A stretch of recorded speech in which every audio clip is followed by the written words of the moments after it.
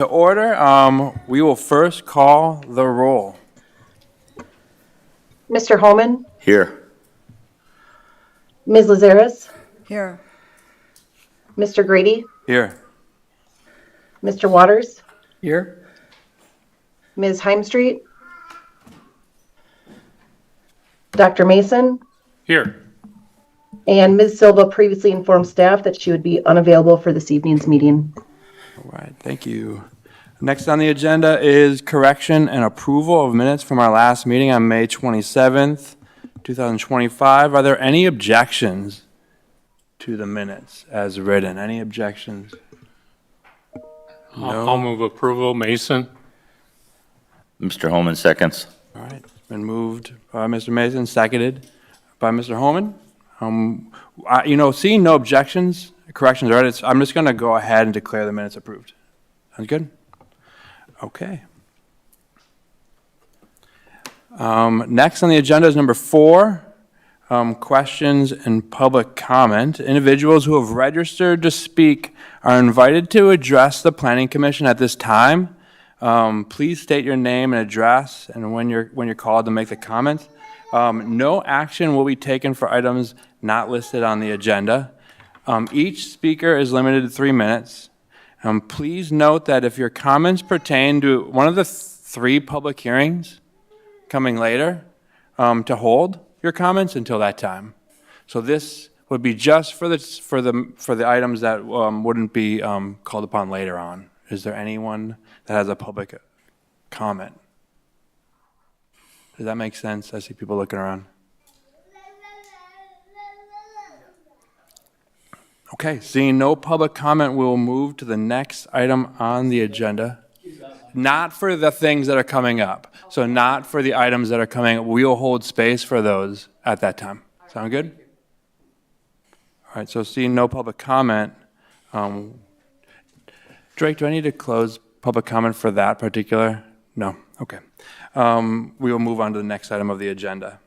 Which is number 5, which is the first of 3 public hearings set for tonight regarding a conditional use permit request from St. Vincent Depaul Society. And the purpose of this public hearing involves approving multiple principal structures located on parcel number 246-0713-1213-005 and located at 716, 720, and 736 East Lake Street, consolidated with parcel number 246-0713-1313-021 on 203 South C.P. Avenue. Okay. So what we'll do is we're going to first start with a staff presentation from our zoning administrator, Troy Evanson. Hello, back there. Hey, good evening, guys. So yeah, exactly what you were just saying. What St. Vincent has done is they had acquired the old Culligan building along South C.P. Avenue, and they had tried to a different couple attempts to modify that building for a different use, or for this use, but to use it differently than what they are going to intend to use it for now. But it just didn't work out. The building was too close to the setbacks of South CP, so they just weren't able to modify the building the way they wanted to. So now the latest plan is in front of you. They're going to consolidate with the existing St. Vincent parcel and utilize them together, but as separate buildings, obviously. So that's where we're coming from, with 2 principal structures on one parcel once they would be allowed to join as one parcel through a CSM. So you're kind of tasked with, are you okay with having 2 principal structures on one parcel? Our ordinance doesn't really allow it except through this avenue of a conditional use. Cool. So would the architect care to make a presentation today? Yes? And if you can state your name and your address. Yes, sir. Logan Ferry with Keller Incorporated, W204 and 11509 Goldendale Road, Germantown. Thank you. I'm actually not the architect. I'm the representative from Keller. on the build side, but really just what we're looking to do is use that building as storage. It didn't make sense to move the food pantry into that building with how the lot laid out, the stormwater that would have had to been added with the impervious land we would have impacted.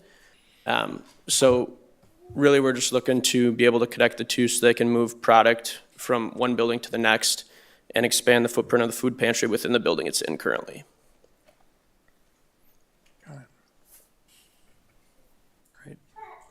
I think what we might do is ask some questions later on, if that's okay. Yeah, it's fine. Great, you can go ahead and have a seat if you're done. We will now hear for public comments.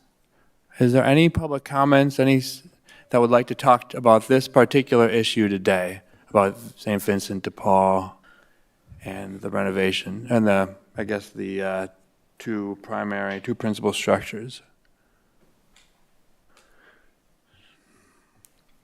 Any comments online? Okay.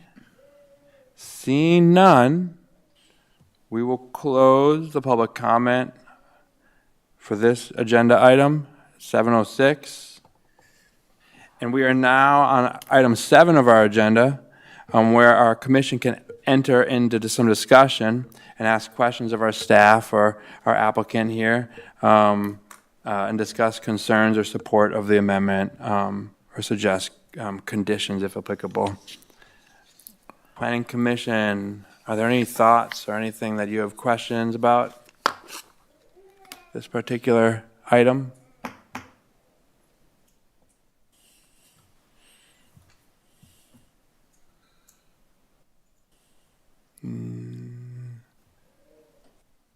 No questions? Everything seems straightforward? Yeah? Okay. I want to make sure we give time. Sounds like it's pretty straightforward here, folks.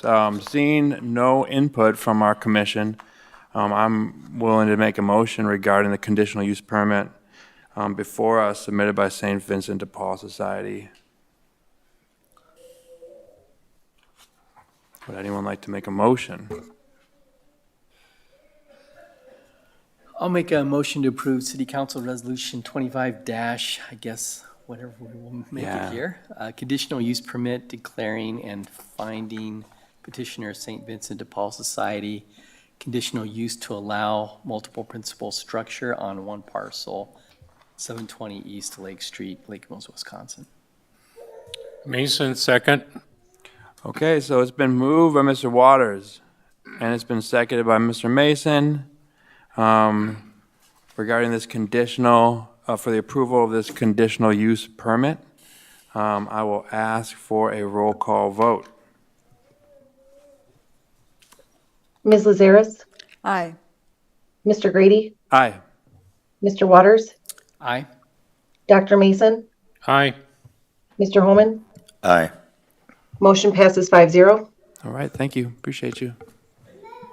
So what I'm going to do for this next two items, Mr. Grady, yes. if I can offer one. Yes, please, give me some advice here.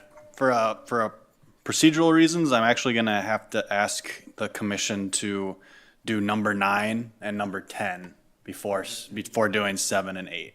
Perfect, we're on the same page there. So what we're gonna do is, because of order of operations, we are going to move around items number 7 and 8 and tuck those behind items number 9 and 10 in the agenda. Okay,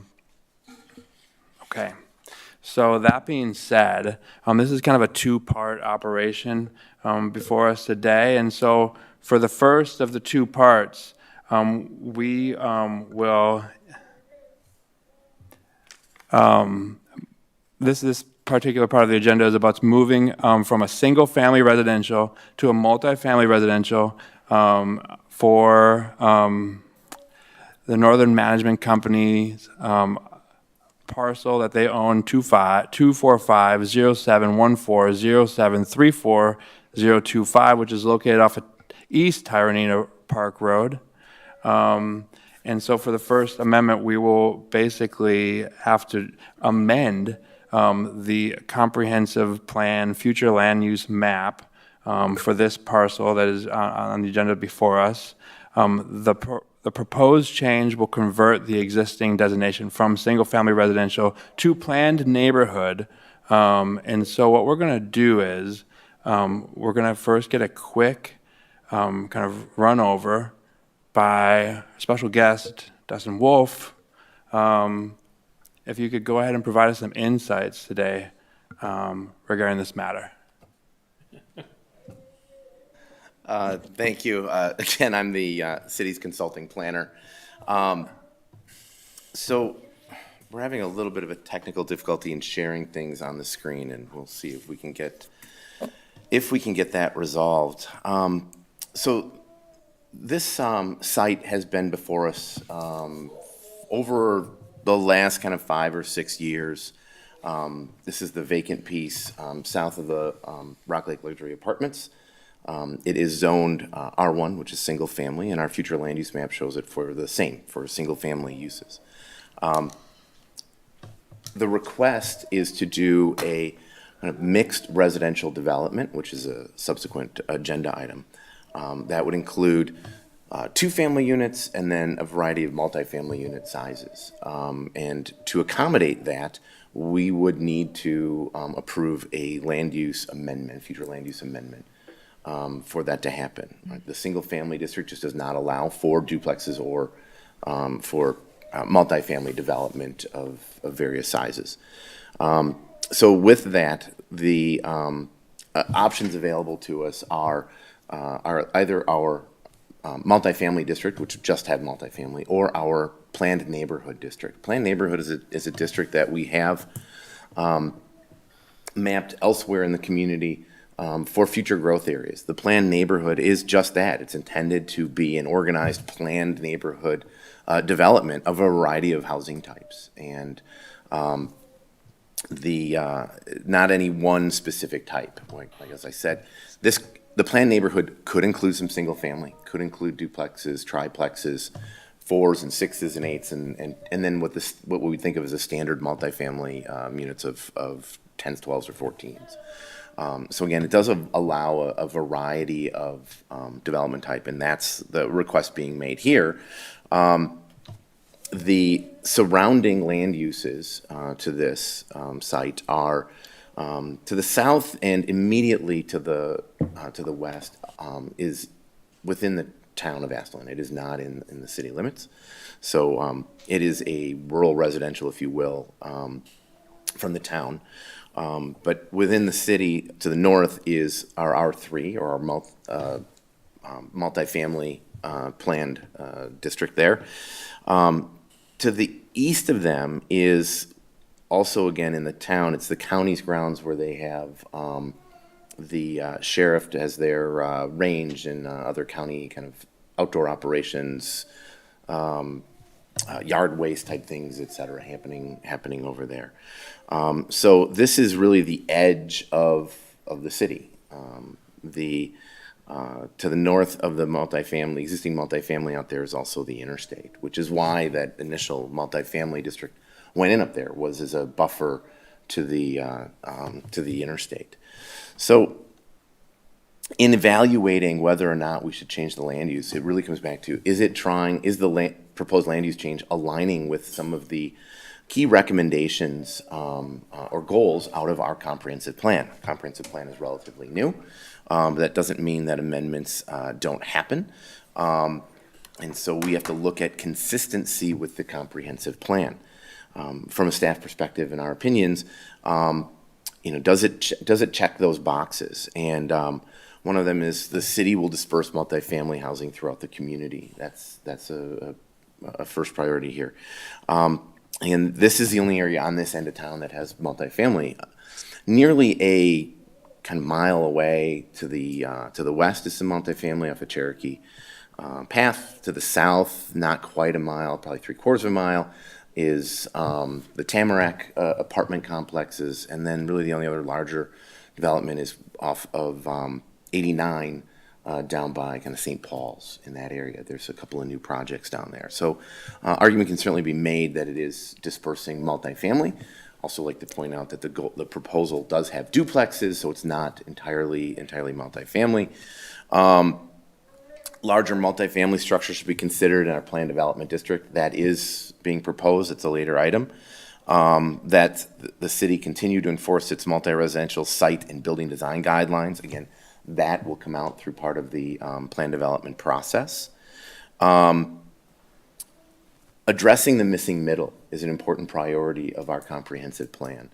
Again, this area is slated for single family, and should the Plan Commission, ultimately the council, decide to change to a different land use, this is an important box from the staff's perspective to check. And we do want to have diversity of housing types out there. That was a high priority with the comprehensive plan.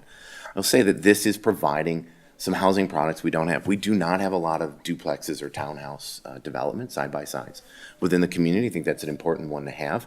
We do not have smaller multifamily developments. It's usually they're kind of 12 and 14 unit buildings, and these are proposing a series of 8 unit buildings, which is really important. It's a smaller footprint. And then again, transitioning from the existing would be some 14 unit multifamily buildings. But this certainly does provide to a certain degree for some of our missing middle housing that we are trying to achieve within the community. We are also very concerned about, ultimately, we'll talk in more detail, the transition from existing single family, whether it's in the town or not, to the multifamily, which is located on the north end along the interstate. But we do feel that this does provide for some of the missing middle housing that we are trying to achieve. And we've had many meetings with this developer over the years about this specific issue. Ultimately, staff is suggesting if the Plan Commission is willing to move away from single family out here, this would be the right land use category to provide for a mix of housing types and for the city to retain control over the ultimate development through the plan development district process. So we can come back and ask some questions later? Absolutely. And I just want to make note too that Mr. Mangan and Northern Management Company came to us previously on January 28th, where they provided a concept review for this property. And so what I would like to do is just see if anyone from Northern Management Company would like to share a proposal on the matter. Thank you. If you can say your name and your address, please. Chris Carr, 1300 West Canal, Milwaukee, Wisconsin, 53233. I'm with Sigma. I've been working with Bob on the redevelopment, and thanks for having us here again. I only want to just repeat, we have been in forward and working really hard with the staff on this plan, and we really think here we've gotten a lot of what's been asking with the transitions and the different housing types and really trying to meet the comp plan. So we've been here before, and we think what's in front of you tonight is really a good plan for both the developer and really for the city. It provides the missing middle, and we've worked really hard with staff to get to this point. So we're here for any questions as required. Great. The only thing I'll add is the feedback at the January meeting from the Plan Commission is what drove the changes between what you saw at the concept plan in January to what you see before you tonight. And so that's the goal of the concept plan, is to hear the Plan Commission's initial reaction, and then staff attempts to incorporate them with the developer and come up with something that the Plan Commission said they were looking for. And so if you notice discrepancies between what you saw in January and what you see tonight, that was the goal that resulted in this site plan that's before you right now. Thank you, Mr. Daly. Appreciate that. You can have a seat. We can ask some questions later. That's all right. So now we will open up for public comment on this particular item, and there are two parts, but if you have something you'd like to state now, please feel free to do that. And if you can just say your name and your address as well. So I saw some people writing earlier, so if you can go up in order.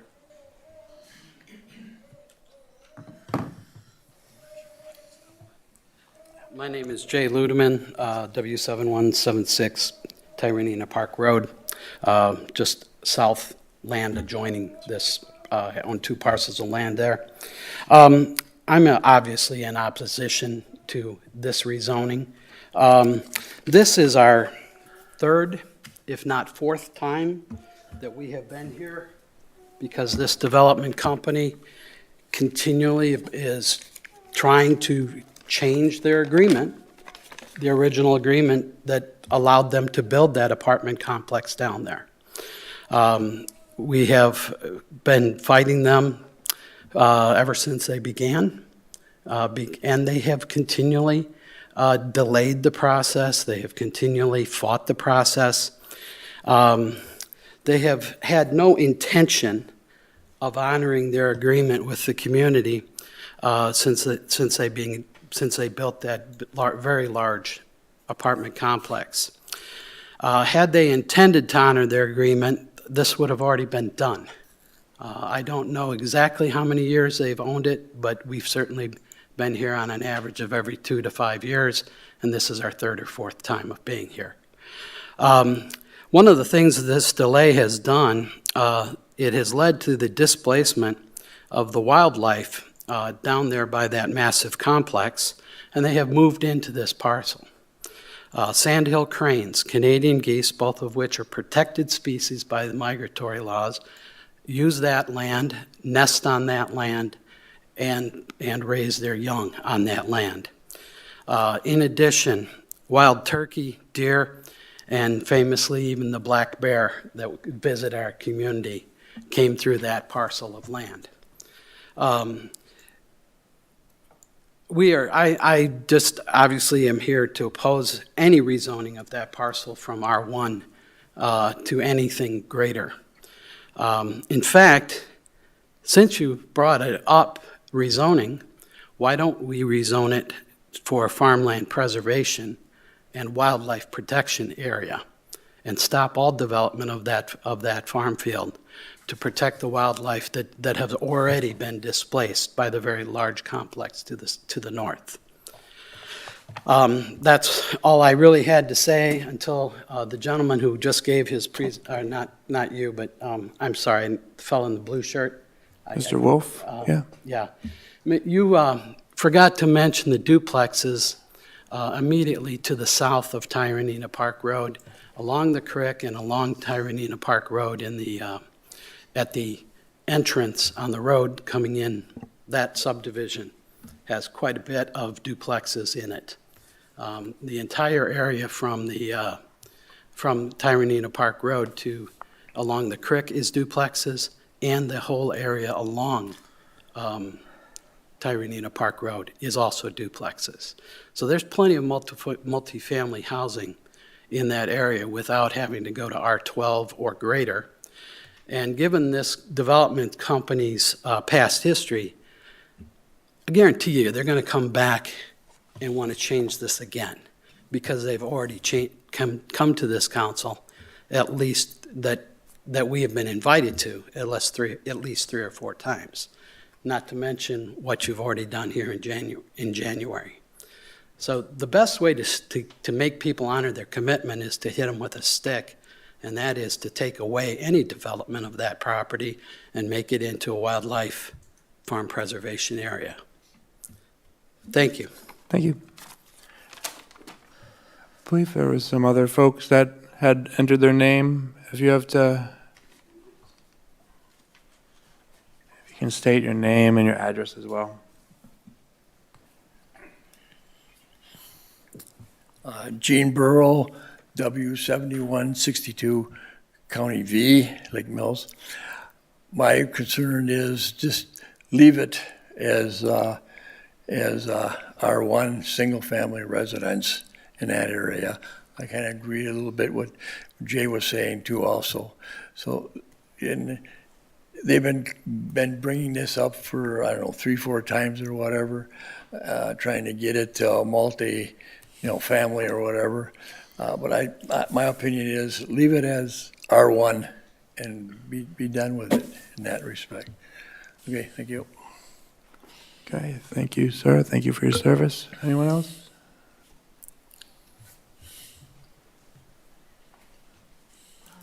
Okay. Good evening, members of the council. My name is Kim G, and I represent my husband Corey G as well. We reside at W7144 County Road V. It is right here. So we're adjacent to this parcel that we're discussing.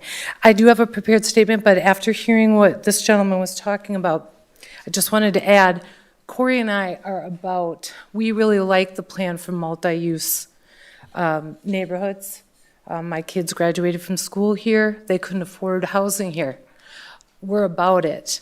But there's already a footprint in this parcel where all the apartments have been built. That's multi-use. The rest was supposed to be single, and that's how we want it to stay. Okay. So I appreciate the opportunity to speak tonight regarding this proposed comprehensive plan and future land use map. I'm here to express my strong concern and opposition to the proposed change from single-family residential to planned neighborhood, which would enable multifamily housing to be built on this parcel.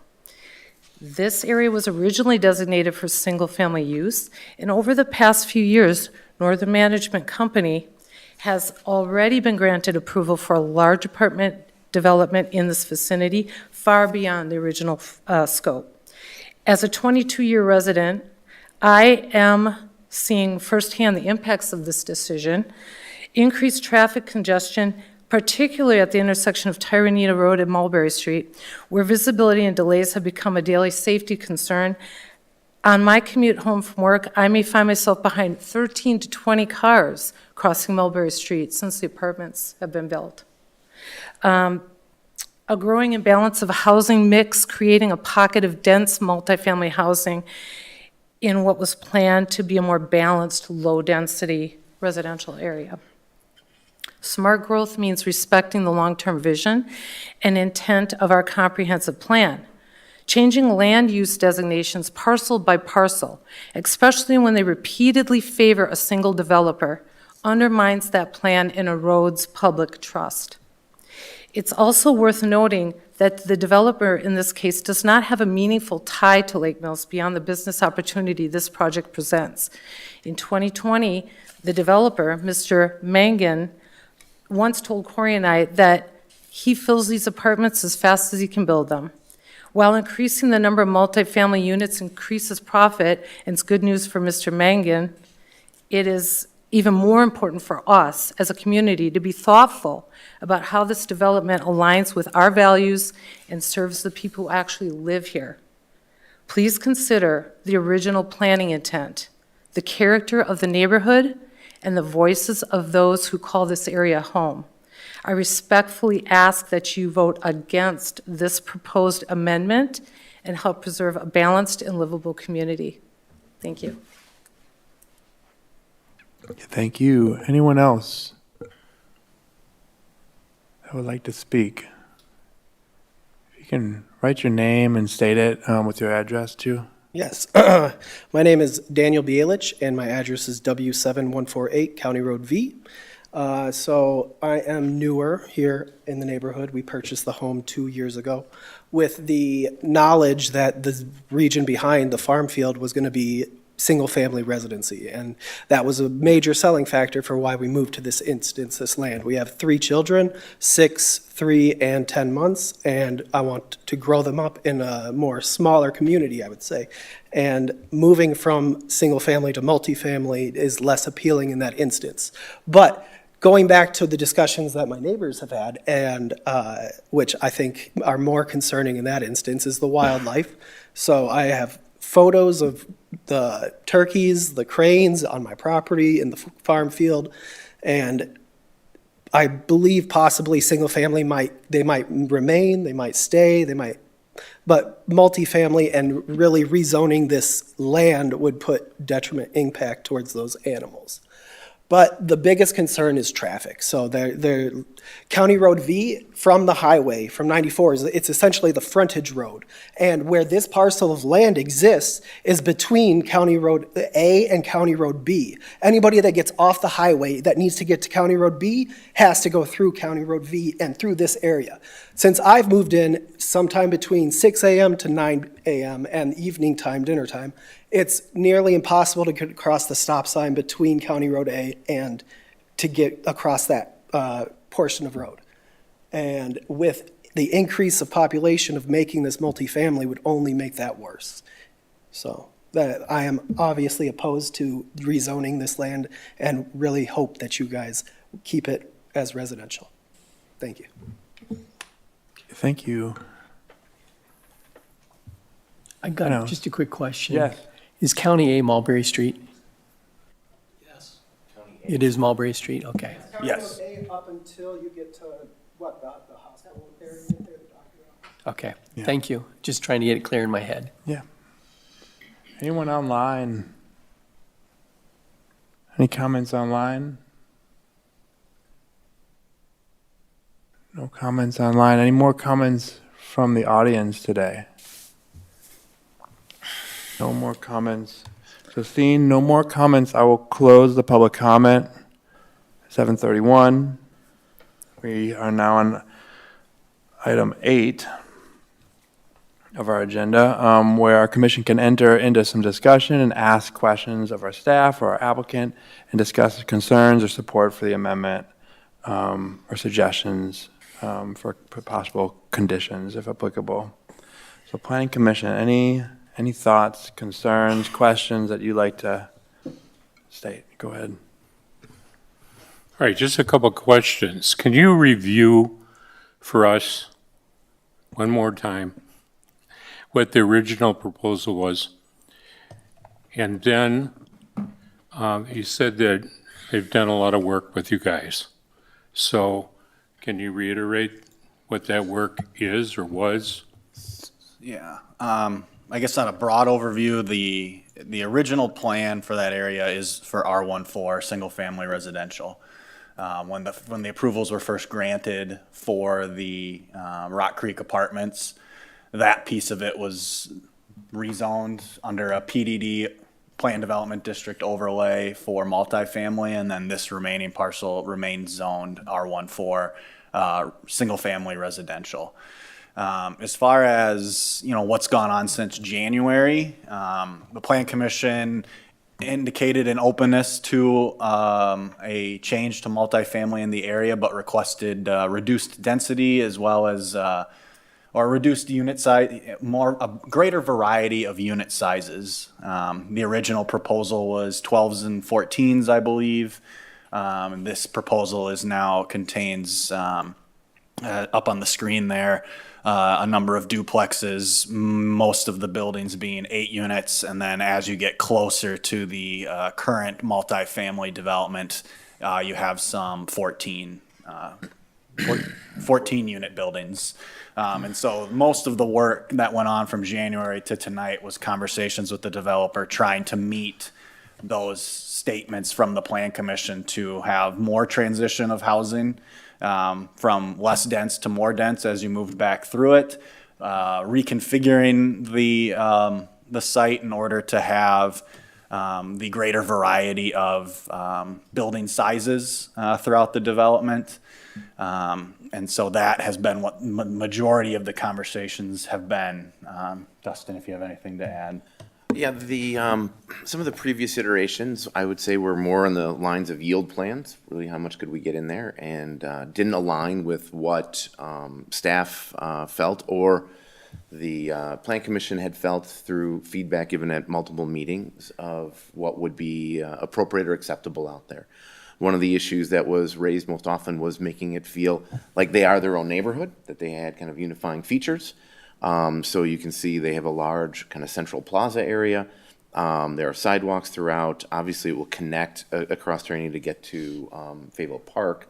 But again, providing their own kind of unifying central feature to make it feel like people can stay in their space once they arrive from home and interact with one another. The goal here was not to have traditional, I'll say, suburban multifamily development types where people pull into their garage, go into their house, go into their unit, and then never interact with each other. The goal here is that people will interact with one another and feel part of the neighborhood. There were meetings I don't say many, 4 or 5 years ago, the developer, when again, some of the early iterations came through, we suggested that the developer sit down with the neighborhood, with those residents, and they did. They were working with Mao and Associates at the time, this predates the current consultant that they have, to get feedback. And I can just say anecdotally that we don't want to have multifamily backing up to our homes. We want to see more transition. Again, that dovetails with what the Plan Commission has been saying all along, and the staff. Staff did provide some detailed markups to them about what we felt were unifying features and to create a sense of place within the development. They, I'll say, accepted some of those suggestions from us and came back with a development plan that provides a transition. I do remember specific plan commissioners saying there were too many 14-unit buildings on previous iterations. It needs to transition faster to smaller building types. That the duplexes, they were showing duplexes and or triplexes in early iterations on the backside of the town residence that you see there to the south. To provide transition, you can see that there's berming and landscaping. Again, those details come later, but those were important elements that came out of conversations between the Plan Commission and the developer at previous meetings. And so from a staff perspective, we feel this is kind of the best iteration yet when it talks about building layouts, circulation, connectivity,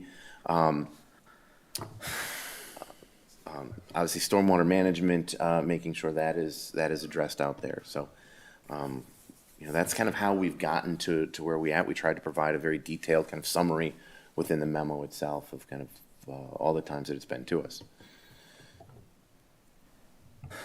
Okay. Anyone else? Anyone else have any questions? I have a lot. Yeah, go ahead, I have Steve. a lot. So anyway, let's just start with the sheer number of years that we've been talking about this. What the audience has said is for the most part factual. I've been a personal property rights advocate since I've been on the Plan Commission. So for the better part of this project, I always had the existing property owners in the back of my mind based on the development. However, Mr. Mangan has property rights also because he purchased this property and he agreed to put single-family houses in there. So all the factual information is out there. When Drake said that, the Plan Commission's feeling back in January was to relook at this, decrease the density, that was accurate. However, I'm sure it was to give some direction to have a single-family buffer backing up these houses. Now, if you stand at the property, even though it looks like a postage stamp here, it is a very large piece of property. It's very, very deep. And what I got out of the property owners the last time was it might be okay to have a few more multifamily in there because of the sheer depth of the property. But in the localized zone by the existing R1, I still think there needs to be some R1. And just looking at that map, if you can visualize the lower triangle where the low density houses are, the small ones, and the two long buildings, that's the area that I envisioned to be the buffer zone to the existing R1.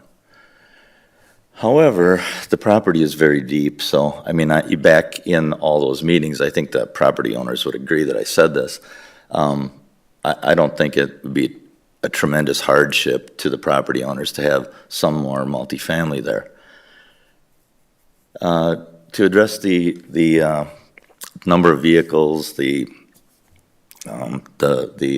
traffic stuff. If you put that entire area in single family, there's gonna be probably very similar to the same amount of traffic, within a few. So I don't think that, we've already agreed that this is gonna be a development of some sort, so I'm sure staff has already addressed that road coming out to V is gonna be developed, and there'll be some broadness there based on the little cattle pass it is now. Addressing the wildlife, excuse me, this property's backed up to the old conservation land, a quite vast property. To be frank, the DNR is significantly mismanaging their wildlife. This week I talked to 6 different DNR and federal guys about wildlife conservation, and that issue, in my opinion, is irrelevant on this particular parcel, because if it was houses, the deer have the ability to free range through the neighborhood if they want, and even the turkeys. The residents will be more disappointed with them if they're in their backyard than they will be seeing them. And the vast area that the conservation area has will more than accommodate them, and it won't hinder their life or their development. What I'm troubled with is with the developer is the sheer number of times that everybody has made the same exact comments. Now, in land values alone, we're short of houses in Lake Mills. So it's not my property, but if the idea is to not build single family, sell that portion of the property off to somebody that will, because there are people that would develop it. I understand that probably the return on investment is better with these multifamilies. However, it's kind of like beating a dead horse here. For years we've been talking about this. So I personally am not willing to support multifamily backed up to these residential lots. I think it's a simple solution to have a couple streets worth of single family there, whoever develops it. And that's just my opinion. Thank you, Mr. I just want to be clear on one point. In January, when feedback was provided by the Plan Commission, there was not direction to incorporate a single family component into what would come back to you. If that had been the direction of the Plan Commission, you'd either be seeing it on here tonight, or we would have told the developer to not make an application.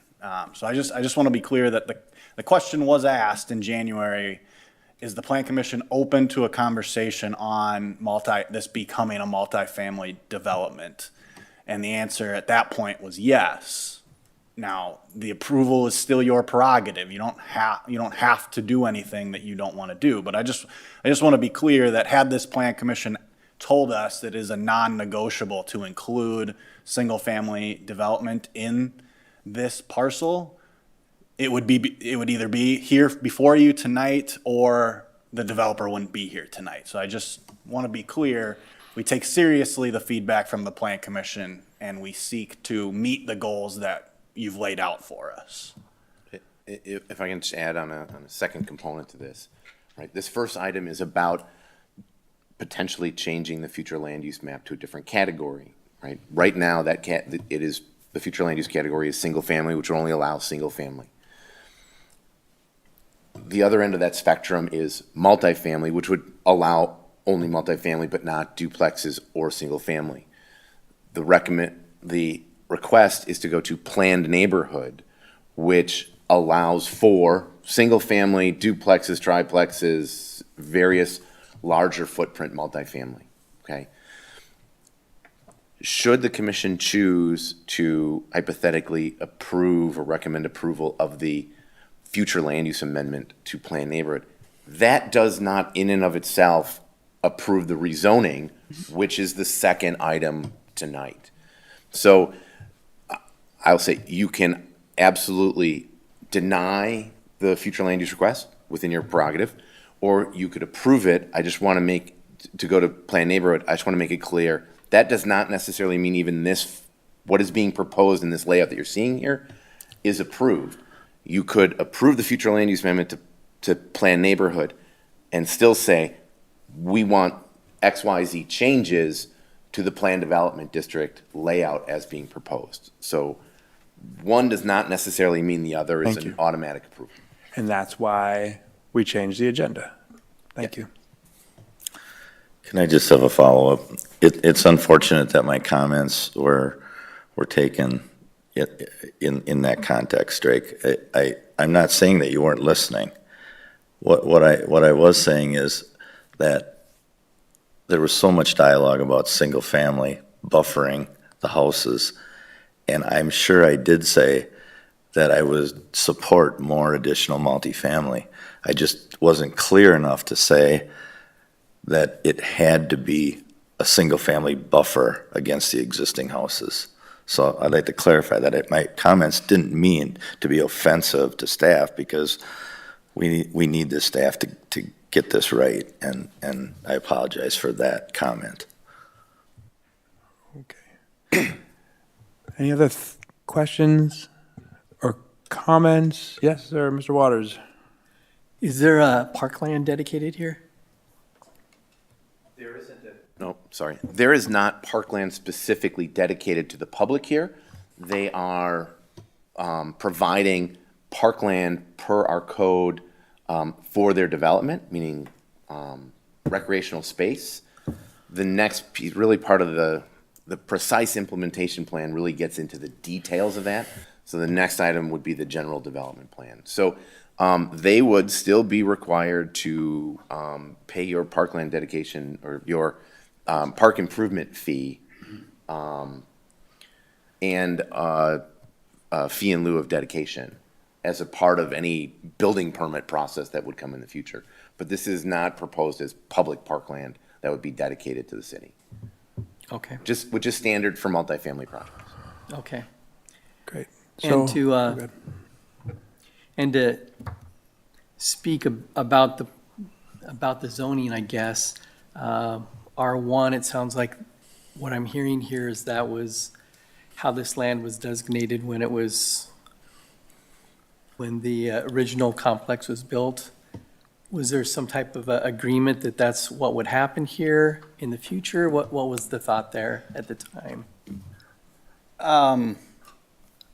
Dan, if there's. Yeah, it was zoned as R14, or it remained zoned as R14 when the north half or north portion was rezoned to R312 to allow for the dense multifamily development that has occurred. It has been zoned R14. At that point, it was put in the future land use map as R14. Single family has always been considered at the parcel, and that's why the developer is in front of you attempting to amend the future land use map and then subsequently rezone to allow for a more dense development. So it has been, it remains R14 at this point. Okay. My hesitation was that you're not going to find a written agreement that states that this will be, guaranteed something, right? The city exerted its control through the zoning classification and the classification in the future land use map. And so the agreement per se was at time of approvals, right? The city did not grant approvals for multifamily across the entire development and maintained single-family zoning and future land use designation at that time on this parcel for single-family. And so you won't find there's no contract, I guess, if that's what you were referencing. I got it. All right. And then speaking as a whole I guess as the city, we're trying to balance the whole single family with multi-use. And we've had a lot of multi-use additions in the last, 8 years anyway. Single family is something that we have a shortage of. We're fortunate that we can feel about anything that we build, if it's single or multi. But we do seem to have a shortage of housing sites for single at this point, just because almost everything inside the city limits of Lake Mills has already been built on. There's very few land opportunities. We have to bounce outside the city to grab additional land. So here's an opportunity where we have land in the city that's already zoned R14. So that's it. Any questions, Ms. Lazares? Well, Mr. Chairman, as to the topic at hand, the future land use map, I would favor a change from single-family residential to planned neighborhood for the land use for that parcel. I go back a long time, and I do recall when Mr. Megan first approached the city with concepts. This is going back almost 20 years. Now, people are going to say, well, but the apartments aren't 20 years old. No, they're not. But we look back into where we can see a process where it did take a long time to arrive at the point where the northern multifamily buildings could be built. There was a lot that took place. The original concept was for the multifamily to the north and single family at the south end. That was the original concept. And that goes back almost 20 years. We have seen changes in 20 years as to housing demand and as to housing affordability and as to how easily or how easy or difficult it is to first develop single-family homes and second to then afford single-family homes. And we've had the regional study for Jefferson County, and we've all reviewed that. And we have discussed the missing middle, as it were. And as you know, I certainly don't want that as a designated, but that's beside the point. You can always call it planned neighborhood, as we do. But I would not object to a change of land use designation from single family to planned neighborhood. Thank you, Ms. Lazares. I have a few questions of my own. I suppose I want to thank everyone for your comments. I felt like they were mostly very respectful. This is going to be a very emotional topic, and I felt everyone handled themselves super well. So thank you. I have similar concerns.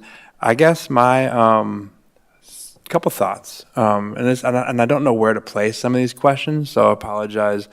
Speed limit on Highway V there is 35. Would the city consider moving that down to 25?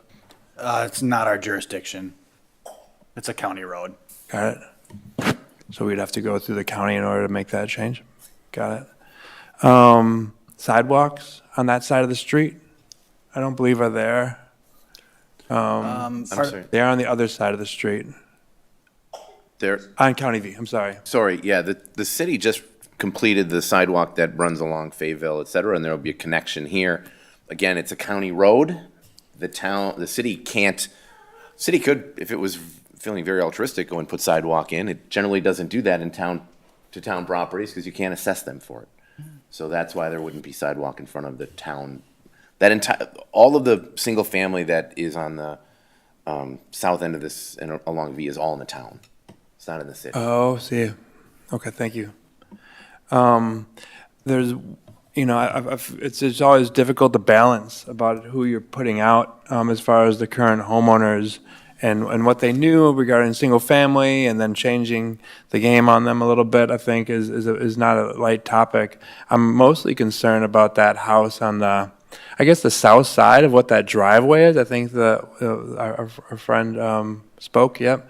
And I would imagine they're going to get a lot of headlights as people try to pull into their street that way if this were to go through, and I guarantee they did not bargain for that one. I don't know if there's any thoughts that the architect could speak to, or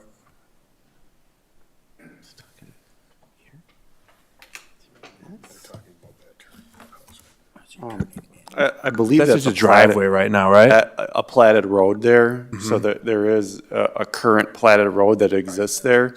It's in gravel, but it is actually deemed a road. So I think the plans was no matter what.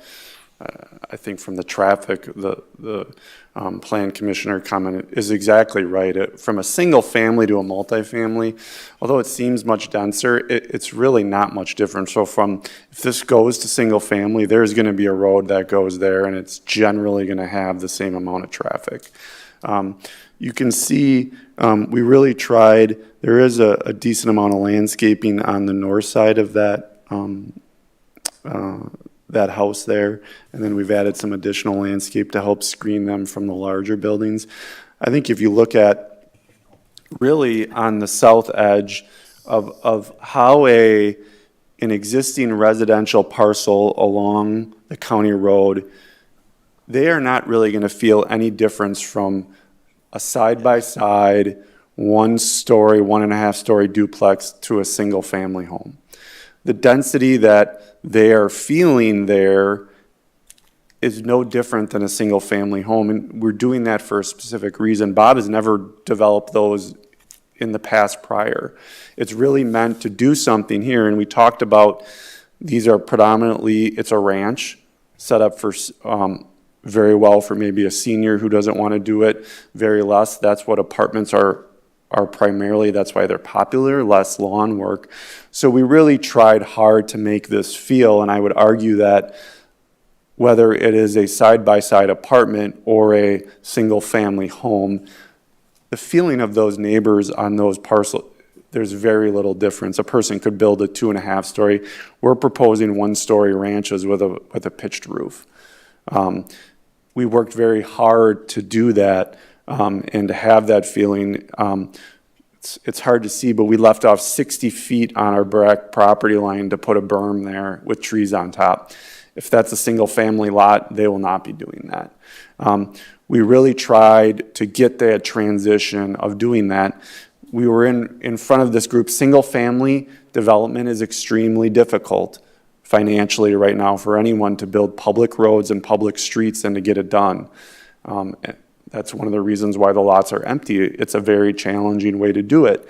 And that it's not just because Bob is holding it there. So we really tried hard to meet what we heard from this group of people to integrate all the conceptual plans. We looked at the land use plan. We looked at everything that was in the comp plan that supports the comp plan change for what got us here. And we are coming back, but we're not coming back with the same thing. We have 0 16-unit buildings. We only have 2 14-unit buildings. The rest of them are 8 and a significant amount of 2s. It's a mixed-use neighborhood that doesn't feel that different, especially on the south side than a single-family development. I think I heard there are some duplexes that are across the street here within that single-family home that's very similar to what we're building. Thank you. And if one more question, and maybe Mr. Daly, you could answer this. I think I asked the same question several months ago. If Mr. Mangan wanted to build single-family right now, how many units could they build without ever having to go through? It's not platted. It's not platted. A good estimate, 4 units an acre, probably between 70 and 80 single-family homes. If they wanted to, they'd have to go and get them platted. It'd have to be platted, Yeah. but in general, it'd be permitted by right, so there'd be limited input, or plat approval, but there's limited discretion in approval of those if they meet the bulk requirements of the city's code. Thank you, Mr. Daly. Any other Is that for the questions? entire area? The single family for the, you were talking about the, If you took this, The whole area. location and it was all single family, 70 to 80 homes, we would guess. you would get, okay. And the subject lot currently, the lot that is being discussed is currently zoned as single family. So if it was platted on this entire parcel, you could probably fit between 70 and 80 is what Mr. So if they brought you a plat that complied with bulk requirements, largely we would be obligated to approve such a plat. That makes sense with everyone? Yeah. Any other, while the architect's here, is there any other questions? Yeah, I do. I apologize. I got some issues with my electronic device, so, on the south border there, where those trees are, that's a 60-foot buffer? Yeah, I believe so, yeah. We went up and back down until the buildings start. Well, that's interesting. And it was a hill, because everything kind of drops down there. So you can imagine, when you're sitting up there and you build a hill and you put trees on top, we were expecting that the visuals of the bottom of the hill, it's almost a 25-foot drop. I'm not sure you will see any of even the roofs at the bottom side. I mean, that is kind of a perk compared to single-family houses built right to the backside of those lot lines. I guess I'd be interested in hearing the property owner's opinion on that much buffer. How steep did you say the roofs were on those ranches? They're steep roofs? I'd have to look back. I think they're fairly flat. They're one story, so they're not a huge pitch. Fairly flat, I see. Yeah. I thought you said fairly steep. I see. Mr. Grady? Yep. There's still plenty of opportunity to talk about the specifics of it, but I think right now, if you can steer it to the future land use and Correct. and work through this It's one. difficult to kind of They're navigate, very, but I appreciate they're very you saying that. intertwined. Yeah. We're towing that line a little bit. Yep, so I see you. Thank you so much. So yes, just to draw us back, we're talking specifically about the proposed amendment to the comprehensive plan and the future land use map for this parcel. So planned neighborhood, just to reiterate, planned neighborhood allows for a mix of housing types. That's essentially Going from single-family residential to planned neighborhood for this particular lot. Thank you. I appreciate you keeping us on point there, Mr. Daly. I have no other thoughts. I'm willing to entertain a motion on this matter. Well, I guess one thing before I go is just, I really appreciate the comments given. I guess the one thing I'm always thinking about in my head is these folks don't have any voice in these meetings ever, because they don't exist yet. And so I always think that it's really difficult, because if they did have a voice, they would be speaking right now. They don't have a voice. They don't exist yet. Does that make sense what I'm saying? And so I think sometimes these conversations are geared towards no, because of that. And so I just wanted to make that point before, I guess, asking if there is any more. Is there any more input from the commission? I want to make sure that anyone who has questions can ask them now on this particular topic about changing the future land use map from single-family residential to planned neighborhood on this particular parcel. Yes, sir. So if we change the land use, do we have any say of what happens? the zoning hasn't, if you change the land use, that's essentially, so state statute has a consistency requirement, right? So that's why the land use is in front of you before the zoning change. So you actually are barred from making a zoning change to something that conflicts with your future land use map. So to answer your question is you still exert a significant amount of control over the development because they have not yet been granted entitlement rights to build to build what they'd like to build. So if the future land use map goes to planned neighborhood, you would still have the ability to tell them, yes, we're okay with some multifamily here. You still have the ability to talk about single family. It gives you the ability to talk about a variety of housing options within the parcel. The zoning change is where the city retains its control over what the ultimate end product is.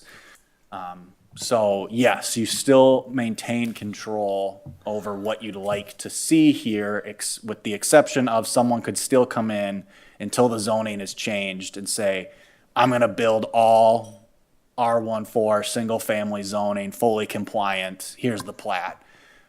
Anytime zoning's, you have something permitted by right, you can come in and do that. But The future land use map does not change the zoning. Until that zoning is changed, the only thing that can be built here is single-family zoning, is single-family housing. So this is procedural.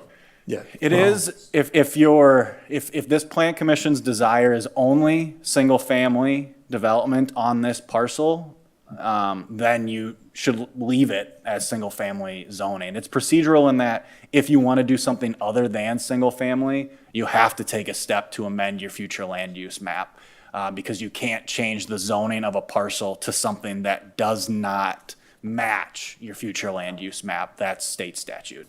Thank you. And just one step further on that, we've used the term comprehensive plan throughout this discussion, but you should reflect on the fact that the Plan Commission did go through that process mere months ago and adopted a future land use map within the comprehensive plan as required by state statute that did isolate and designate this property as single-family residential for its future land use in consistency with its zoning designation, which is and remains single-family right now. I see.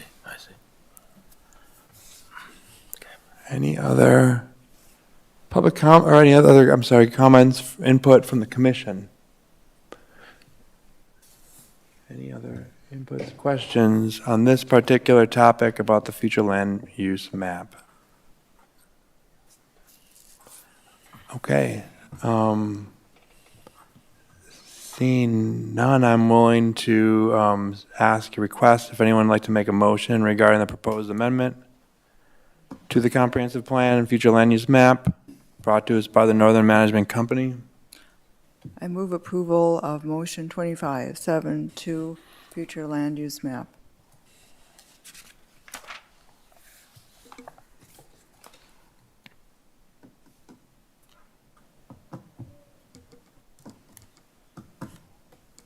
Go ahead. Go ahead. Anyone like to second that? All right, Mason second. Thank you, Mr. Mason. It's been moved by Ms. Lazares and seconded by Mr. Mason to move the comprehensive plan future land use map from single-family residential to planned neighborhood for this particular parcel before us. I ask for a roll call vote. Mr. Grady? Aye. Mr. Waters? No. Dr. Mason? Yes. Mr. Holman? Aye. Ms. Lazares? Aye. Motion passes. Okay, thank you. So now we are in part 2 of this matter, where we will be moving. Sorry, I was all organized, and then we get throw off my. So we're now in what was, I guess, item 7. Now it's item 10 or number 9. So it is regarding. Okay, so it's the zoning amendment request, moving the zoning of this parcel of land identified as parcel 245-0714-0734-025, and moving it from single-family residential R14 to multifamily residential R312 with a planned development district overlay. I guess if Mr. Wolf, our consultant, can go ahead and provide any other thoughts. We've talked about this pretty exhaustively, but do you have any other thoughts that you'd like to share regarding this particular? I would like to talk just a little procedurally here on this. So the request is to change the base district from the R14 single family to R312, and then as modified by a planned development district. The process associated with that was initially a concept plan. They brought many concepts to us. Tonight is the amendment would also be approved the general development plan. So that is general layout, themes, unit types, kind of location of buildings, circulation, sidewalks, etc. This is, I'll call it a sort of intermediary step to what we call the precise implementation plan. That would be them bringing it back. If the general development plans, we like the unit types that they're proposing. We like the general layout of what they're proposing, right? Then they would come back with the details on building architecture, materials, right? We get into details of landscaping, lighting. We get into the details of stormwater management, utility services and such. This level, think of it as the 500 to 1,000 foot level, right? You are saying, we are giving you approval, big picture of what you're bringing to us, right? So that's going to that layout. This is the place where if you want to be specific about transitions, unit types, amount of single family versus two family versus other unit types up to, whatever unit maximum you would like to impose. If you want changes to circulation roads, you want certain improvements that you want to see this is all going to the precise implementation plan. But if this gets approved at this level to rezone to PDD and this general development plan, right? I'm just going to go to the layout they gave us, right? If you were to approve it, this is what they would come back with a lot of detail on, right? This is the place, and your decision here would be to, again, either approve, deny, approve with conditions, table for alternative iteration. But this is the place to be very specific on what your expectations are for the development of this site. So what I'm hearing you say is that this particular, first off, moving it from single-family to multifamily residential, there still would be a next step where they would come to the planning commission or they would go to city staff? They come back to the plan commission with that. But this is really how is this going to look and feel, right? This isn't final grading. This isn't, 4-foot or 5-foot sidewalks. We have a general understanding of parking. We have a general understanding of spatial relationships of buildings and of this development to adjacent developments, right? But if you were to approve something tonight, you would need to be very specific on what your expectations are. If you want to see something different than what's been brought forward, and you give them specific direction, you would then provide that direction, probably table it for it to come back to meet your expectations. This is a very important step, okay? Because this is I know what it's going to look like when it gets developed, in the sense of I know how the roads are going to generally lay out. I know where building footprints are going to be. I know what our density is going to be on this site. I know what exceptions to any code that they are requesting as a part of this development proposal. I'll make it very clear, the only exceptions that they are asking for is to include two-family in the R312 base district. We don't allow that by right in the R312, but we can approve it as an exception as a part of the planned development district. And then the other is, I don't have a very accurate count of parking. By my estimations, they're about 5 parking stalls shy overall, which is not a significant amount. They provide much more covered or enclosed parking above and beyond the minimum required, but they are below the minimum requirement for open parking, right? Surface parking. So that is something that we spell out in this. Again, these are areas where you want to be very specific on unit types, unit counts, overall density, parking expectations, et cetera. Ryan? Yeah, I mean, I'm just, if we can just hold on 1 second. Well, I guess go ahead if you have a question. Just a quick question. By changing the zoning, do we have any issues of obligation so that they can build by right all multifamily? I mean, like they have right now they have the right to build single family, the whole thing. They are. If we change the zoning, does that automatically tie our hands? Because you have the PDD overlay as part of the zoning change, no, they won't be able to. If you were just I overlooked that. Yeah, if you were just a straight zoning to R312, you're absolutely correct. You would be providing an entitlement to build to the bulk regulations of that. But because you're adding that PDD overlay, that's where the city exerts its control. this is so complicated because I'm actually in favor of developing this land, but I just fear There's some things you'd like to see. relinquishing my ability to lose control of the outcome. They you. are asking for something beyond just single-family, which is what's permitted by right. Because of that, you have control through the plan development district process to determine the specific layouts of the development pattern itself, right? And then even if hypothetically you were to approve what they brought here, that doesn't approve, they brought some general understanding of what they're thinking for building architecture and materials. They still would need to come back to you for approval for the duplex units, okay? And we've outlined in the staff memo, we don't feel we're on the same page yet for architecture and materials yet, okay?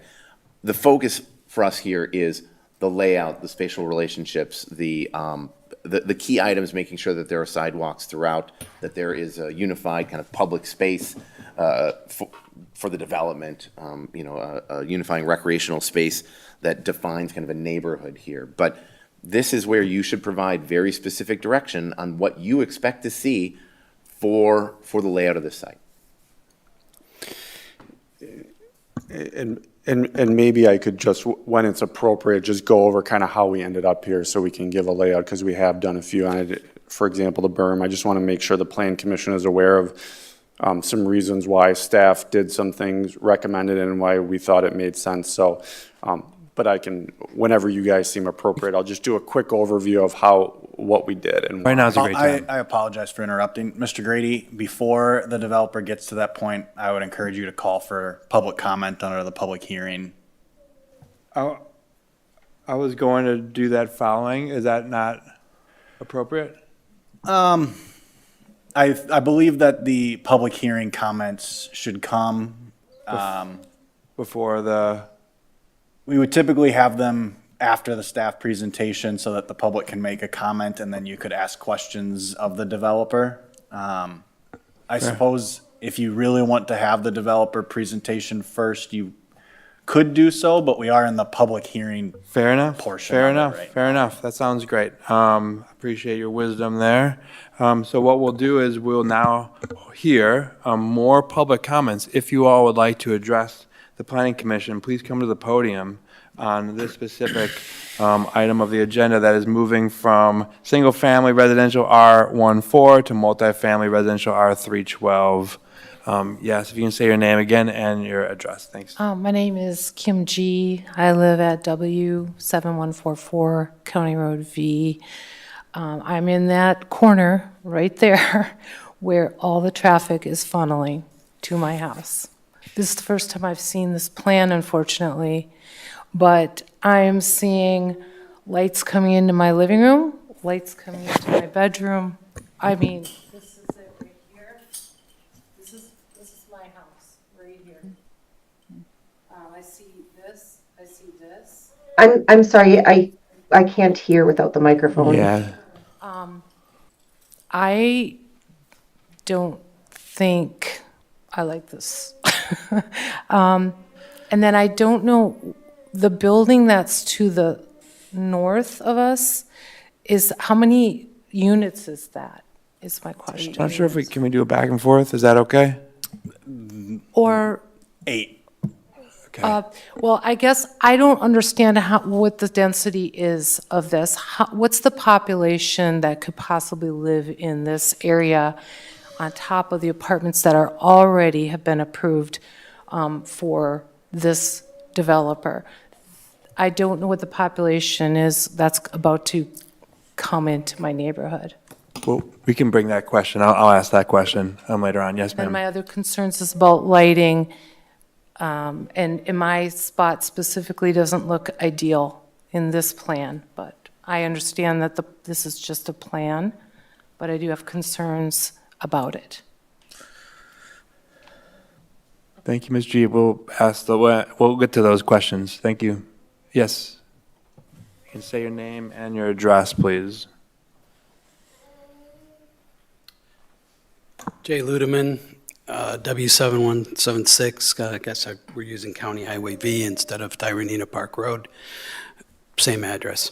Your current roadmap does not show a road going all the way through to the back apartments.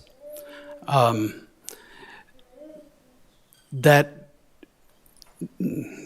there, okay. That's currently not the road that exists. The road that currently exists goes straight through without any turns. By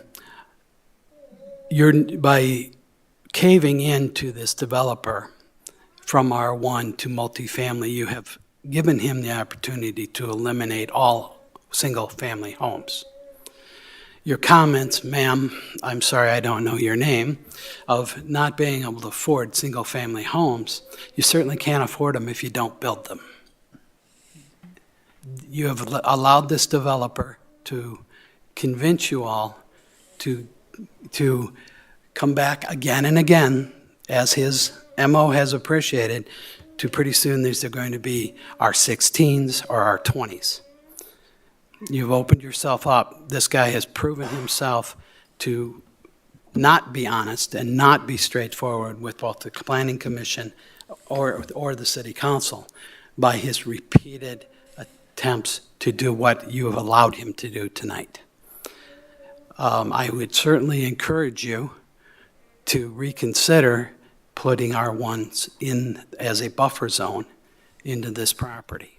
And if you still maintain any kind of control over this property, that you make sure that you do that, because this was supposed to be R1, and you have eliminated R1 from the statement here. You're begging permission to build R2s. Thank you, sir. Any other comments from the public? Daniel Bielich, W7148, County Road V. So a few things, I guess. The comment on the 25-foot drop. It's not immediately behind the property line, and like the tree line with the 25-foot drop, I don't think that would remove any visualization. Currently, the light pollution that I see at night from the multifamily home that exists is all that I see. I don't even see the highway or the field prior. So that already is an instance, and with more multifamily buildings built, I only expect that to worsen. And then I guess the 60 to 70 single-family units, I'm a novice here, so when I look at that piece of land, I can't fathom that many single-family homes unless each one is on like 1/10 of an acre of land.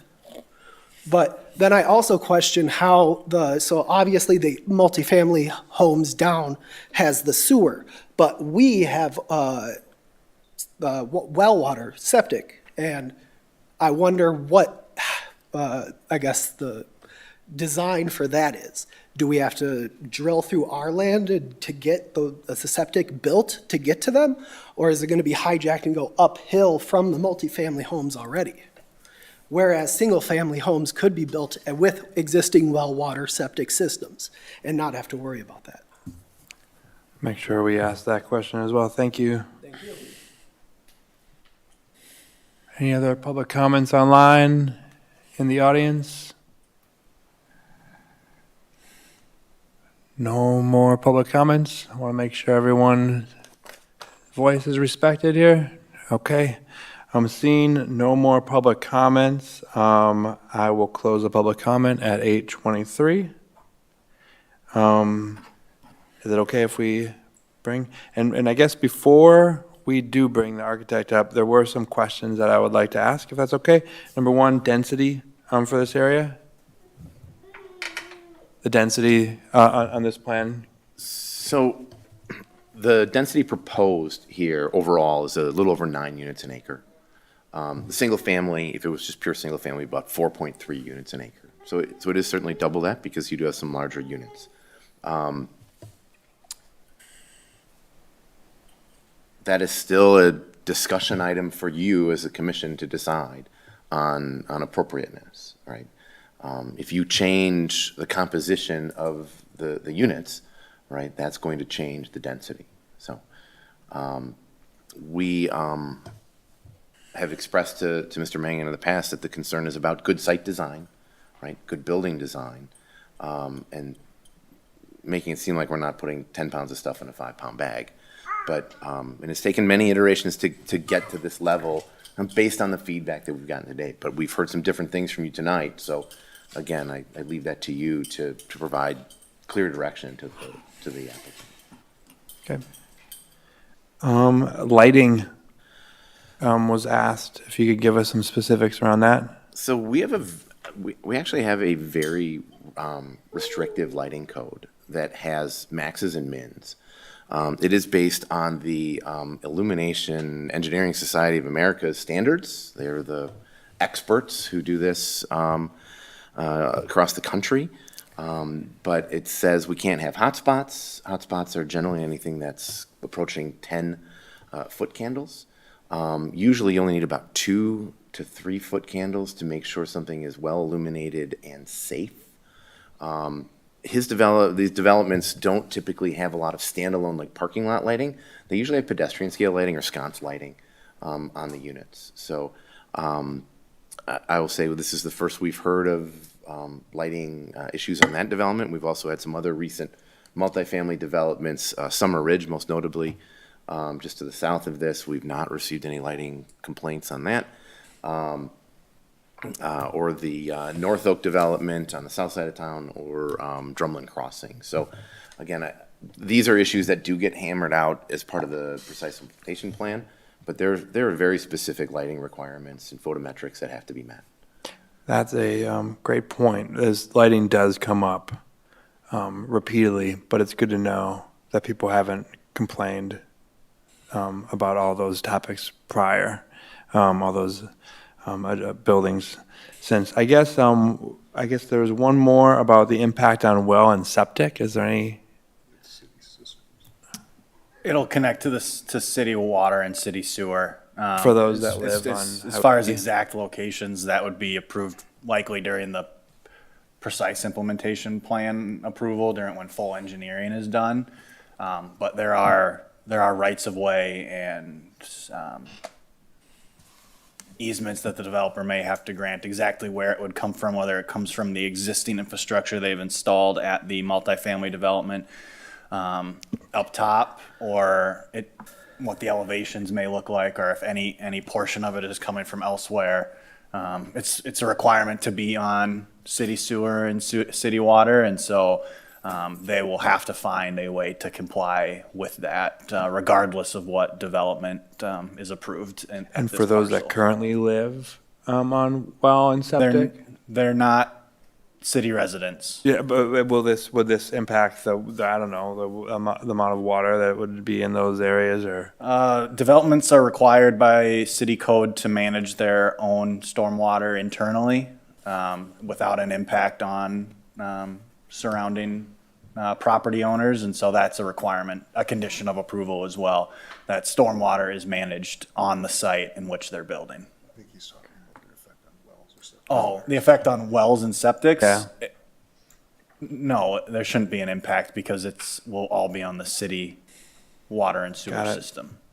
This design would constitute an expansion of the city utility, of the city water department, of the city sewer department. So a new grid of pipe would be installed, services and laterals and mains. The system is already completed in the northern property, the existing multifamily. What the city would do is extend the infrastructure through this site and then basically loop around back to Tyranena Park Road and connect to an appropriate spot. Thank you. And then I guess last is we talked about maintaining of control by the planning commission for this kind of structure. I'm sorry, this is kind of too complicated. Is essentially because it's PDD. If we say yes to this, they will come back. But would it be pretty much more of a, I guess like kind of a foregone conclusion that we would say yes in that situation, or? There's a few steps left. If the plan commission says yes to the zoning change in the general development plan that's presented to you tonight, The city council then has to grapple with the future land use map change. If they deny the future land use map change, the conversation stops there. And then they have to grapple with the zoning change and the general development plan that came with your recommendation to them. If they say no to that, we start over again if they had already approved the future land use map designation. So there's a few pieces yet. Now, if there are non-negotiables, if there are things this plan commission wants to see on the plan that you will forward to city council, you should make that clear now and then likely table it until they can bring back a plan that is consistent with what they're telling them to say. I'll give you an example. If this plan commission, if your non-negotiable is that there must be an owner-occupied component, whether that's single family or whether you would okay an owner-occupied duplex development piece of this, you should make that clear to the developer and say, we're not recommending approval to the city council without a single family home or owner-occupied component to this development, and then you would table it then. As another piece of that, this would go more to if that happened, right? And it came back and there was something and that made it through the city council process. We still have to go through the precise implementation plan, right? Which is the second place that you exert control over it. Part of the precise implementation plan is construction schedule. I believe, Dan, please correct me if I'm speaking out of turn, in the developer's agreement, as a condition of the PDD, you could require that the owner-occupied piece of it has to be constructed before building permits are granted for the multifamily component. That is a contract term that could be put in place, yes. You can establish schedules for development and insist on compliance with that agreement, yes. So this is the plan that they've put in front of you. If there are non-negotiables that you're saying we need to see this before we want to, make a recommendation on this item, now is the time for you to do it. Great. And then, okay. Not as an amendment to this, but as basically a pushback, saying come back once you. Right, the purpose of PDD is a negotiation. That is the general purpose of the PDD. They ask for something in return, and the city asks for something in return in order to do what the developer ultimately wants to do. And so some of this is a back and forth. So you could choose to approve it with conditions. If there's significant changes to what they presented to you that you're saying we can't get to yes on this, then I would give that feedback and I would table this to the next meeting. Got it. Thank you. Any questions for our city?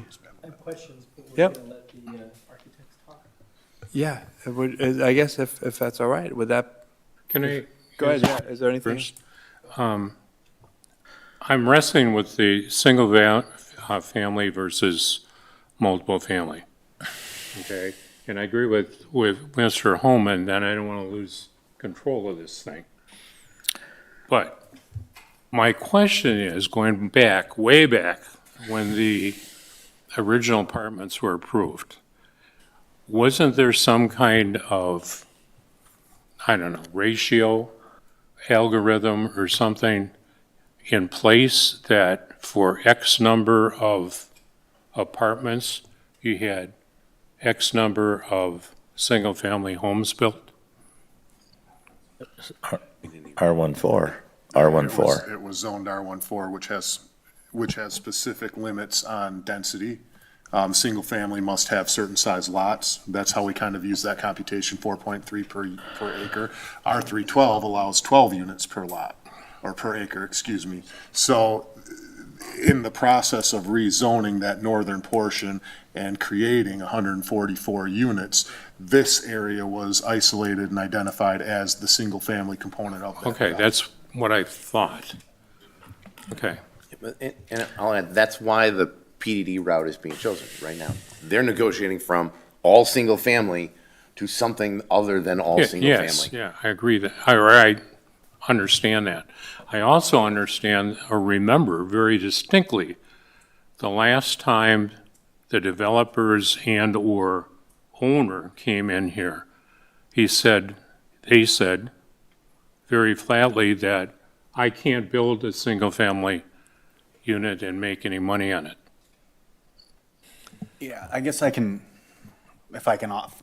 I'll speak generally of single-family home development, what we've seen with single-family home development in Lake Mills, and then largely, I think you could probably apply this across the state, is that decades ago, a developer could build out a subdivision, put in the roads, the sidewalk, the water, the sewer, all of the infrastructure, and then they would sell lots to builders. And the developer at that time would make money on the sale of the lots. What we have seen now across the state, in Lake Mills, certainly in our region, is that you don't make money on the lots anymore. And so what you've seen more is there's a developer wing, right, of a company, and then they have a home builder wing of the company. And the company will lose money on the lot sale and make money on the home sale. And so when Mr. Mangan is saying that he can't make money on the single-family home development, he's indicating that single-family homes are not in his portfolio. So they are not single-family home builders. And so they would be in the business of building out the neighborhood and then trying to sell the lots, which what we've seen is that that's no longer the business model that we see for single-family housing. So I'll give you, for the two large single-family developments we've had in Lake Mills, the Brookstone, basically phases 5 through what will be 9. The city has a unique relationship where the city installs all of the infrastructure, and then we get paid back at the sale of the home through a special assessment. So the city plays a role in single-family development out there. Out on the south end of town, Tyranena Point, there was city involvement through the TIF district out there for extension of utilities out to that site in order to basically defray some of that development costs to make it so that that could be a profitable development for the developer. And so I guess to answer your question, that if a developer is telling us that they're not intending to build the homes and they're only looking at building the subdivision and putting in the infrastructure and selling the lots, and they're telling us that that is not profitable, that does not surprise city staff. Single-family homes, selling the single-family homes is profitable in the city of Lake Mills, but you have to be a home builder. You got to sell the lot and build the home in order to make the numbers typically work. And so that's what I believe where that statement comes from, is that since they are not single-family home builders, the math doesn't work for them in that regard. So I'm not going to tell you that single-family homes on this parcel would not be a profitable venture. If you're not a single-family home developer and you were just trying to build out a subdivision and sell lots to somebody else to build homes, that would be mathematically difficult. Yeah. Do you want to fill in any? See, what I don't understand is when this whole plan development took place, why you didn't anticipate that single family wouldn't be profitable. And maybe 10 years ago, whenever they started this, maybe they knew that, or they didn't know that. But I would think you would investigate all avenues before you said, well, I can't do this. I certainly cannot speak. Is that a question for like the city, or That's is that not- a that's question just a- for the developer? Because I would say that profit isn't the concern of the city of Lake Mills with regard to that developer's actions. Let's let Mr. Dresser go ahead and address. Oh, I think I've addressed it. I'm questioning where that question is intended to go. From a city staff perspective, the profit of a developer isn't necessarily our consideration. The installation of infrastructure, roadways, and utility work that is compliant with city standards, and then the subsequent development into safe and affordable housing would be a goal of the city staff or the city council, as it's been stated. So I would just, I guess a clear question there. developer, why didn't you consider that when the city relied on you in maintaining this as R14 is an appropriate question. I think the city's goals were established in that action. It was left as R14 with the expectation that it would be built out in R14. I don't want to speak for Mr. Mangan on this, but Yeah. been worked with him many years from this side of the table. Mr. Mangan was very clear up front. He did not want to develop the single-family portion until his multifamily was done, for the very reason he didn't want to have a whole neighborhood of people coming out and now being opposed to his project that he had received previous approvals for. So if he had put in 50 houses after the first phase of his apartment project was done, before he started the second phase, he would have had an issue with people coming out and saying, I don't want this anymore, never mind that it had always been planned that way. So, but as Mr. Daly said, single family is not this developer's portfolio. So that comes into consideration. The only other thing I want to say about single family versus duplex, or there's single family detached. When we say single family, everybody's you thinking single family detached homes. There are single family attached homes, right? They are duplexes when they're a rental. They are twin homes or zero lot line or townhouses when they are owner occupied. So you can have a 2-unit building that is still single family. It's single family attached. We just give it a different, it's just given a different name. I guess if you could step up real quick and just, if you have any other remaining comments from what you heard and any questions from the planning commission. We allowed to ask I'm sorry, public comment is now over. I apologize. That's the way this goes. Sorry. I'll try to answer a couple questions that did come up. Utilities, I just want to clarify, there actually already is water through the development. So the gravel road you see going through there is actually an easement where the city has already brought public water through this phase of the site. So we will extend sanitary to the north, but the water loop has already been done, and we plan to use that. So that was a question. The staff was correct. We will be using sewer and water. It won't have any impact on the town residents, but the water infrastructure is already in on that. And then I just want to clarify a few items on our site plan, why we did things we did. So we do have the berm we talked about. 7 to 8 foot berm, goes up, flattens out, comes back down with trees on top along the entire edge of the residential neighborhood. One of the key items we did from a neighborhood perspective is we didn't want to see the garages as much. We wanted this to feel like a single family development. So when you come up the main road, the north-south road, we've turned all the garages away from the street. All you'll see is front patios and people's front porches.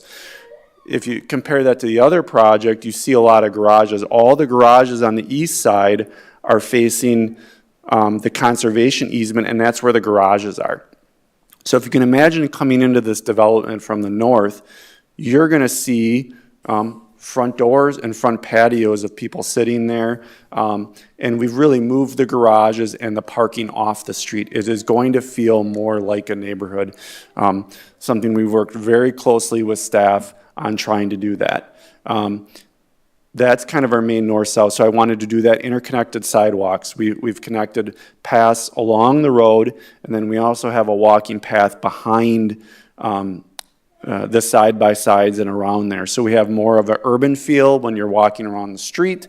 And then we also have a path that takes you between the woods along the pond. So we've done that. We've created a central green space, again, for the people that wanted to congregate, to have a little local park, to have, right now, we've got a picture of a grilling area with maybe a gazebo, a place where a community can go spend the day you're having a party. Stormwater management, we're on the high side. All of our water is going away from the community down the hill and away from the site. We really worked hard to kind of get those neighborhood feelings. From a screening perspective, on the west side, there's heavy woods along the west side of the development. for any residents facing that, any city residents. And we've provided a lot of screening we can on the outside. So I at least wanted to address why we did what we did, and going from there. And then the only other comment I would say, I think of the other two single family, I think both those, I believe there was some support from the community, whether the utilities and roads were put in and then it's paid back, or there was some public utility extensions paid by the city to make the single-family developments work. We're not asking for anything from the community. We're estimating the development value in the $30 million range. So this is a significant investment. These apartments don't go up in a day. It would typically probably be phased in 2 phases, maybe even 3. A phase takes up to 2 years to build. Usually build it, make sure it gets used, and then you move on to the next one. The stuff that Bob has developed is fully used. There's a need for this type of development. Residents that may used to have a single family might find themselves in the need for this type of development. So that's all I do. I'll kind of add to some of the previous discussions. I think those were just some of the main questions that I had heard. Any other questions while he's up here? Oh, go ahead. We talked about the infrastructure as far as the sewer, water. What about? I'm sorry, can you turn the microphone on? Thank you, Misty. I was just saying that we've talked about the infrastructure on the utility side. What about the streets? How would that be addressed? These are private. Everything within here is private. So the city would not take on maintenance obligations from the roadways and parking driveways and areas you see within this development. Okay, so I did due diligence and drove through the campus that they currently have existing. And I see huge elevation changes in the street, up and down. I see marks on the pavement where cars are bottoming out. Is there a way that we could level that out a little bit more in this current project? Or are we expecting the same type of asphalt in this project as well? We'll see grades at time of, if it proceeded to a precise implementation plan, that would be part of the site plan and build out. And so we could certainly look for those valleys within there and require changes, yes. Okay. And as far as the shrubbery vegetation, we can probably request more mature vegetation than maybe what was done in phase 1? They certainly have to comply with our landscape plan. As part of the PDD, you could require more than the minimum of our landscape plan. So yes, the city could exert control in that regard and require, as part of the negotiation process of the PDD, require more than the minimum of the landscaping within the site. Okay, thank you. Any other questions? Yeah, just one. I guess I'd like to see in the next proposal, which staff was kind of adamant about, this is the time to state your cause. On those five duplexes touching the south boundary, could you pull one of those out and stretch that 5 to 4 with a little less density there, and then throw that one up in by that lone one above the triangle there? Just adjust it so there's less density along the property. So try to pull a little bit more of the density away from the residential, sir.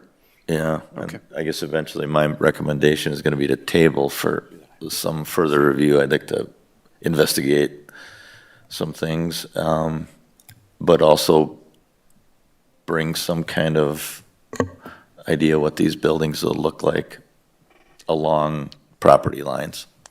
Right, and there is some conceptual drawings of those, but we can bring the ranch elevations in. Thanks. Thank you. Any other questions? Mr. Chairman, if I can just, a quick comment on the issue, and this unifying feature in the center, I will say from a planning and urban design perspective, not covering up these ends with buildings is really important. Say that again, Justin? Not covering up these, you see the ends of this central green area where you will have events and congregating, et cetera, happening, which is planned by design. We don't like to cover up the ends so it feels hidden. So I understand what Mr. Homan is saying about moving some units away from these things, single family, but when we do the same thing with public parkland, we don't like it to all be hidden behind buildings, so then it doesn't become a central feature that gets a lot of eyes on and a lot of interaction. So from a planning perspective, it's an issue that we feel very strongly about, and again, we appreciate the developer working with us on this. There were previous iterations that had some central features, but it was really ringed by buildings, and then only a handful of people really get to enjoy it and see it and experience it. So there is a method to the madness of why this is designed this way. People will see it, they will see people in there, they will engage more. It's just like a public park in that sense. Maybe if a person saw what the buildings would look like at street level versus 1,000-foot level, Yeah. would be advantageous for everyone, I including understand. neighbors. I just wanted to make that point. But we could certainly remove, we can certainly, if the commission would like to see a design change regarding the housing along that southern portion there, you certainly can make that request. It just might look, we would have to look at where the buildings fall then and figure out a different way to meet the city's goals. So if that's the direction of the Plan Commission, to try and reduce some of the density along that line there, we can attempt to accomplish that. You know, and after saying it and thinking about it, with a 60-foot buffer there and that amount of foliage, I don't think anybody's going to see any of it. If that's a 60-foot buffer where those trees are, or is it 60 foot to the back of the building? I just, like I say, my electronics, I was unable to scale anything. Yeah, I believe we have close to 60 to the sidewalk. I don't want to misrepresent. I know we were drawing that. So if you can imagine, we usually go up 3.5 to 1. You go up every vertical every 3 feet. So it's almost an 8-foot berm, a little flat area on top, and then you come back down. So that's what we are imagining. We can look at it a little closer, but I know it's at least 60 back to the building. And that was something we wanted to give that additional space. And that screening, it was important.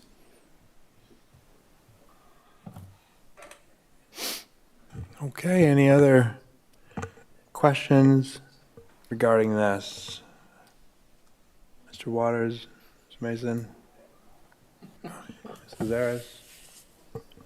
No more questions?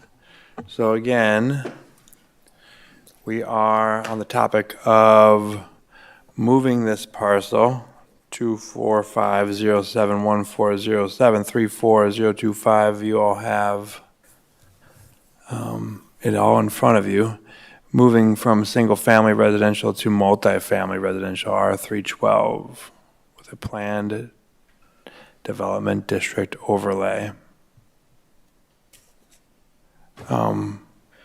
With observing no more questions or comments from the Planning Commission, I'm willing to hear any motions regarding approval or denial or a continuing, tabling the hearing to a future date. Just a reiteration that if there's changes to this plan that you want to see before it goes to City Council, now is the time to make the request of them to do something. Is there a minor comment that could be how big of the change would require us to come back rather than just a condition? I mean, it's going to be up to them. Okay.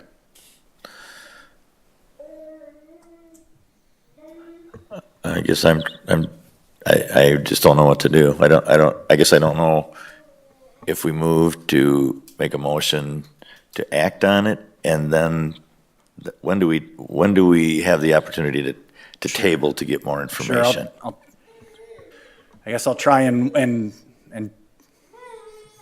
take you through it as best as I can. Based on looking at this proposal, is the Plan Commission want to require a single family or some owner occupied component that you want to see a change in this plan before you?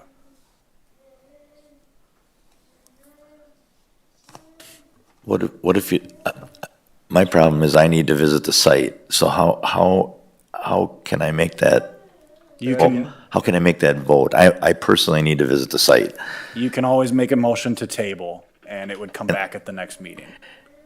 And I'm certainly not doing it to hinder, it's just, procedurally, I'm personally confused, because I don't want to agree to this verbatim, for sure. But I'm not against the development. I just feel like I don't have the information, and I'm just being honest. I'm just looking for guidance is all. For it to be tabled, do we have to bring it up do we have to make a motion to approve? I think in this matter, a motion to postpone to the next meeting would be appropriate if you wanted more time to consider what's before you. I would say that will also provide time for the city council to grapple with the future land use map change. If the city council denies the future land use map change, this conversation is moot. So, yes, you can postpone to the next meeting, allow that to play out at city council, do whatever information gathering you have, formulate your thoughts, and bring it back at the next meeting is certainly appropriate. Could we ask the petitioners to bring additional information, like the look of the buildings? Just in casual? You can. It's not necessarily a requirement of this part of their approval process. Yep. As far as like specific design features, go ahead. I'm sorry. Not trying to be contrarian. Yes, they are required to provide general understanding of expected architectural themes and materials and such. So you're not getting them to provide detailed elevation plans, Yeah. but you can certainly have them bring back Picture book style. yes. Some of that was included, and we can give more. I mean, if a cross-section showing some elevations, it sounds like that's something you're interested in, or that the commission as a whole is looking at the transition and what that might look like along the existing residential. We could do some, we had given some studies of what the floor plan of our ranch looks like, and we can give some additional elevations if you'd like to see those. And I guess that's the thought I would want to say is if we do table, I think it's very important that we're very clear on, I guess, like what we'd be tabling for and what else we need to know in order to make a decision. I'm gonna lean on you, Pam, for your wisdom here. But like I've heard people say like, hey, if those duplexes need to be sold for private residents, not rented, if that's important to people, things like that, I think are what I've heard is important stipulations, if there are any. Or are we just tabling just to table? Yeah, I guess, yeah. It sounds that the transition component is of particular concern. I would suggest that they bring examples of multiple different two-family building types that could be implemented. This is an area where I think you're going to want some diversity. As you transition into the 8 units, it's probably going to be different combinations of materials and colors versus wholesale changes in architectural styles. But the two-family units do give you the ability to have a variety of architectural styles out there, and that would certainly be appropriate rather than coming in and just seeing one floor plan and one building type replicated upon the entry, which is very similar to what you would have in a single-family development, right? A variety of housing types. I think it's very normal to ask to see some of those types of things that could be implemented because of the key to the transition, and maybe a little more detail on the buffer. They could detail out that area as you're transitioning from the single family to the two family to give you some more dimensions, et cetera. I don't think that's a heavy lift, just to provide a little more empirical data for you to look at, so you can say, is it 28 feet, is it 50 feet, is it 60 feet, what are the heights, right? And they can provide that information to you, so you can make a more informed decision to see if you're happy with it. Like a 360, like what it would look from the back and what it would look from the street side. Yeah, the elevations certainly aren't critical, just how the thing's gonna look, period. Mr. Chairman, a question. Is this not a decision point here for the Plan Commission? Is it not just to recommend whether or not to recommend approval of the change in zoning without considering the specific design elements? That indeed, doesn't that not come later? My takeaway on this is there seems to be concern about the transition, and more detail is necessary to make an informed decision on the transition. It doesn't sound like there's a lot of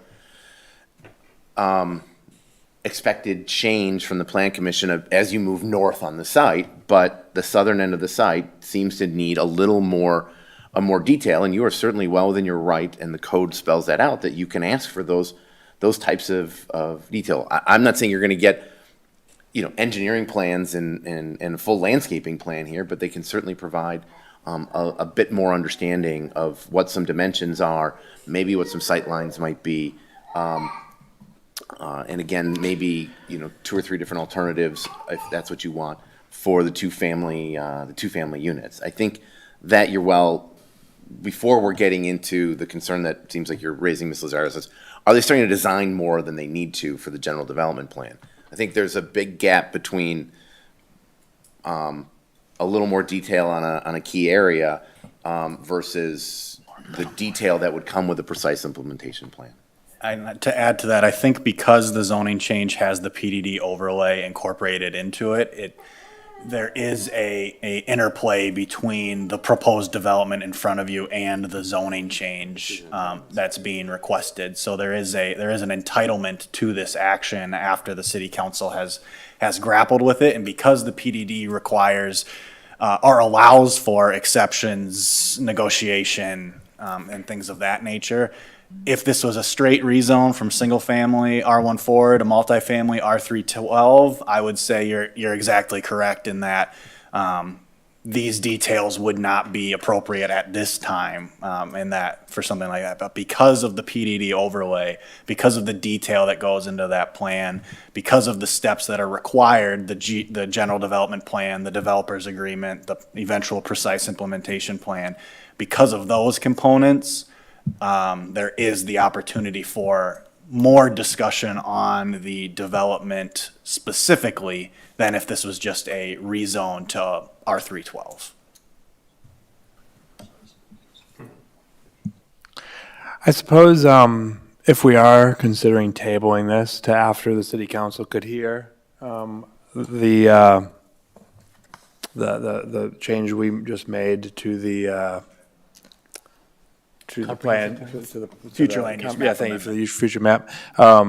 I suppose if we were, I would ask petitioners here to consider that building in the far, I guess the southeast side, that's basically kind of bordering the owner that's been speaking, has spoke to us twice today, and converting that into some sort of smaller duplex or whatever is within your portfolio, but not a big building, because I feel like that is a little bit more of an expected situation than a bigger building than what they anticipated when they bought their house how many years ago. So I would like to make that change.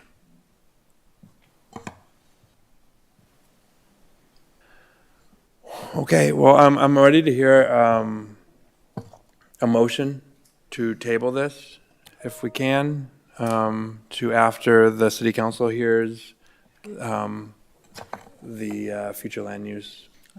My recommendation, if you're seeking that motion, is a motion to postpone to the August the regularly scheduled August Plan Commission meeting. Okay. I make that motion as Mr. Daly has spoken it. Mr. Holman seconds. Been motion by Ms. Lazaris and seconded by Mr. Holman to table this conversation to the already scheduled August meeting for the Planning Commission. Do we need a roll call for that? Yeah? Sure. Okay, I'll ask for a roll call vote. Mr. Waters? Aye. Dr. Mason? Aye. Mr. Holman? Aye. Mrs. Zaris? Aye. Mr. Greedy? Aye. Motion passes 5-0. Okay, thank you. Just for the benefit of the people in the audience, the future land use map amendment that the Plan Commission approved tonight will now proceed to City Council. Their next meeting is August 5th at 7:00 p.m.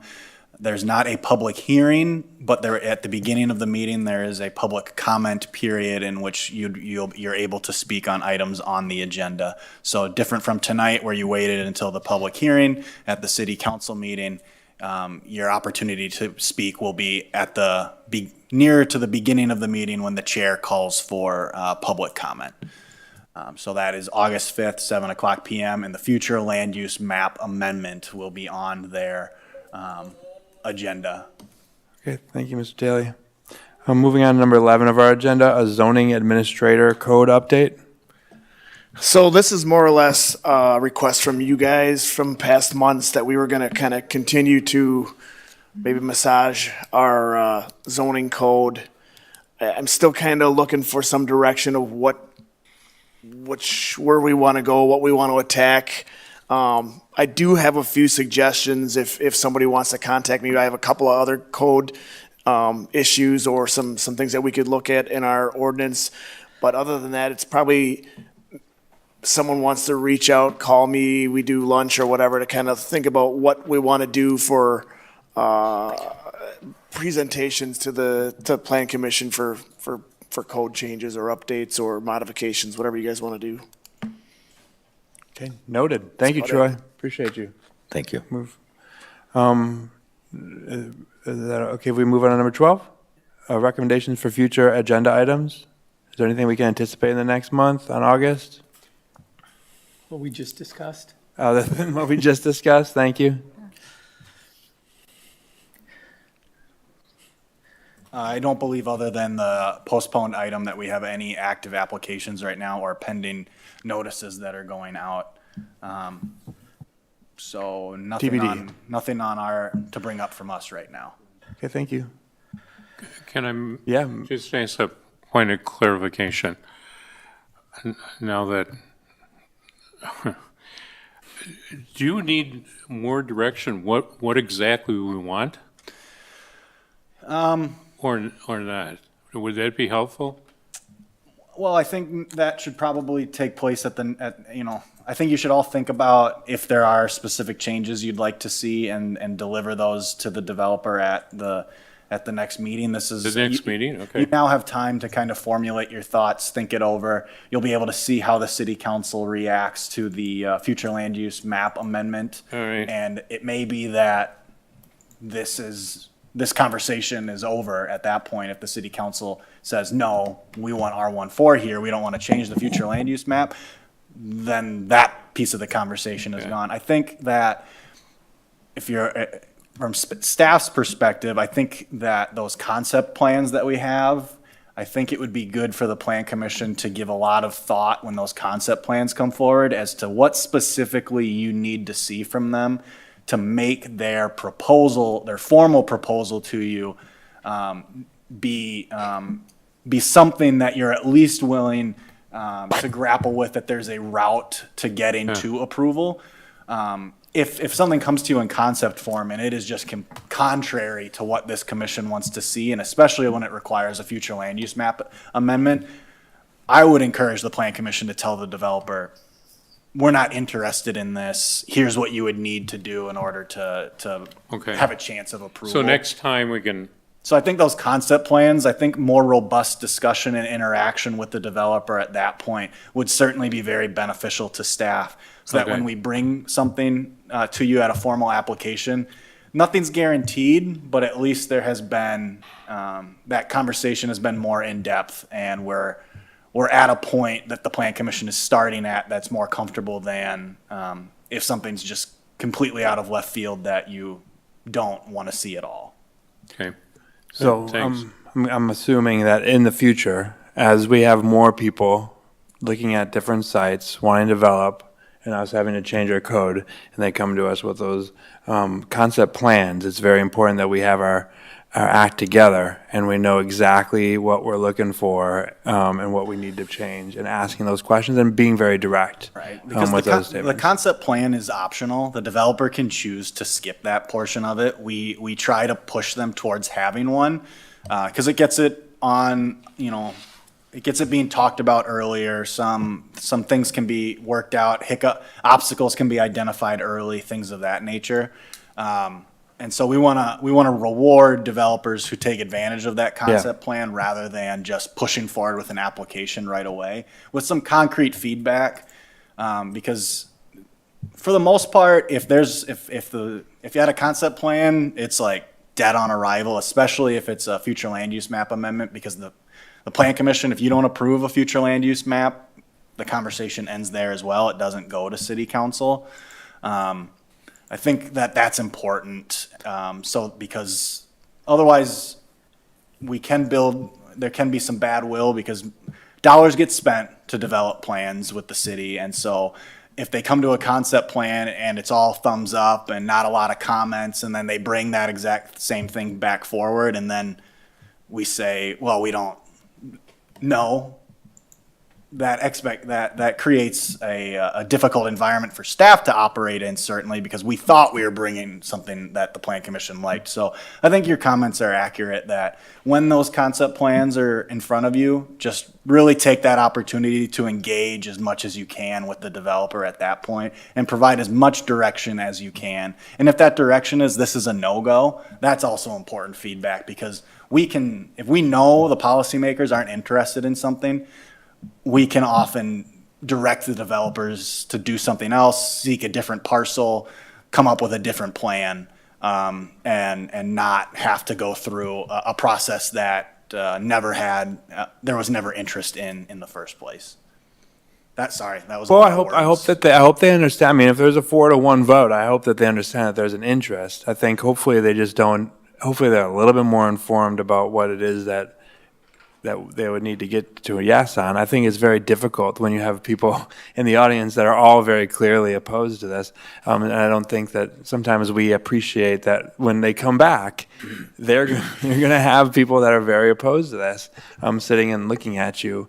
And so I think that clarity is really important. I was just trying on to the front speak end. more generally, not necessarily about Yeah. this development. But, yeah. I think we are going to see more concept plans in the future. We do ask developers to take advantage of that in order to have that back and forth early on in the process, so that the city is getting what it wants and the developer knows what the city wants, and they can, if it's possible, they can adjust it. If they choose not to take that feedback and they just move ahead anyway, that's on them. That's a business decision that they make. But those concept plans are a really effective tool to kind of shape what the formal application looks like.